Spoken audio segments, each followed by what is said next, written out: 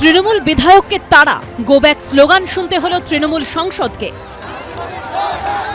হাসপাতালে উঠল justice for Mahishmari slogan.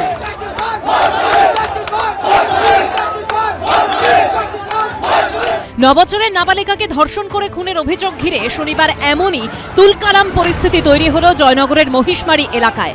সাধারণ মানুষের ক্ষোভের হাত থেকে রেহাই পেলেন না শাসক দলের সাংসদ বিধায়করাও। আর এই ছবির সাক্ষী থাকলো সেই দক্ষিণ 24 পরগনা, যা তৃণমূলের গড় বলে পরিচিত।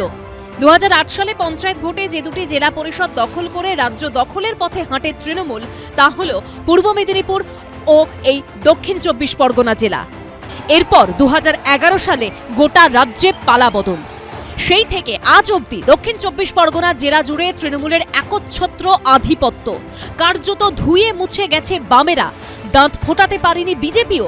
দক্ষিণ 24 পরগনার 31টি বিধানসভা আসনের মধ্যে 30টি, 4টি লোকসভা আসন সবকটি এবং 85 আসনের জেলা পরিষদের 84টি তৃণমূলের।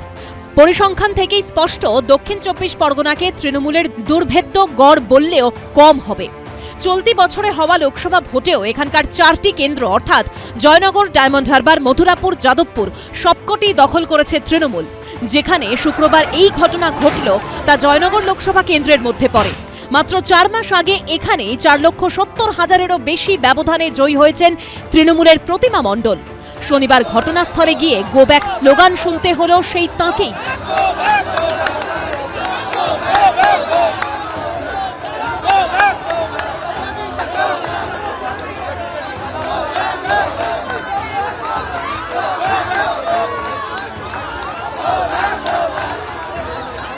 এই এলাকাটি যে গ্রাম পঞ্চায়েতের অন্তর্গত অর্থাৎ কুন্দখালী গোদাবর গ্রাম পঞ্চায়েত, তাও তৃণমূলের দখলে। এই এলাকা যে বিধানসভা কেন্দ্রের অন্তর্গত, সেই কুলতলিতে 2021 সালে তৃণমূলের গণেশচন্দ্র মণ্ডল 47,000-এর বেশি মার্জিনে জয়ী হন। আর সেই তৃণমূল বিধায়ককেও ক্ষোভের মুখে পড়তে হলো। অর্থাৎ বিরোধী শূন্য দুর্গম দুর্গেই প্রশ্নের মুখে তৃণমূলের কর্তৃত্ব। তার মানে কি রাশ আলগা হচ্ছে তৃণমূলের? ক্ষোভ বাড়ছে সাধারণ মানুষের মধ্যে? পায়ের তলার জমি সরছে শাসক দলের?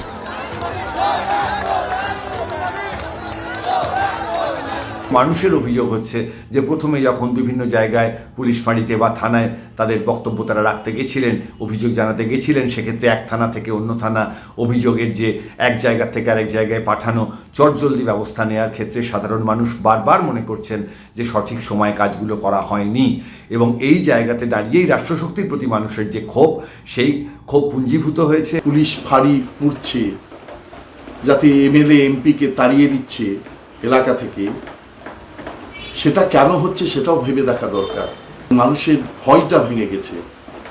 তারা তৃণমূলের বিরুদ্ধে, তৃণমূল নেতাদের বিরুদ্ধে, এমএলএ এমপিদের বিরুদ্ধে এবং পুলিশ প্রশাসনের বিরুদ্ধে কথা বলতে আর ভয় পাচ্ছে না। এটা খুবই রাজ্যের পক্ষে একটা অরাজকতার দিকে দিক নির্দেশ করছে। আরজিকর কাণ্ডে দেখা গেছে সাংগঠনিকভাবে মোকাবিলা করতে সেভাবে সক্ষম হয়নি তৃণমূল। কিছু ক্ষেত্রে শাখা সংগঠনগুলিকে পথে নামালেও সেভাবে দাগ কাটতে পারেনি তারা। এখানেই প্রশ্ন উঠছে, কয়েক মাস আগে লোকসভা ভোটে 42টি আসনের মধ্যে 29টিতেই জয় হয়েছিল যে তৃণমূল, তাদের কর্তৃত্ব কি বড়সড় প্রশ্নের মুখে? 2026 আসতে আসতে তৃণমূল কি ড্যামেজ কন্ট্রোল করতে পারবে, নাকি নিয়ন্ত্রণ আরও হাতের বাইরে চলে যাবে?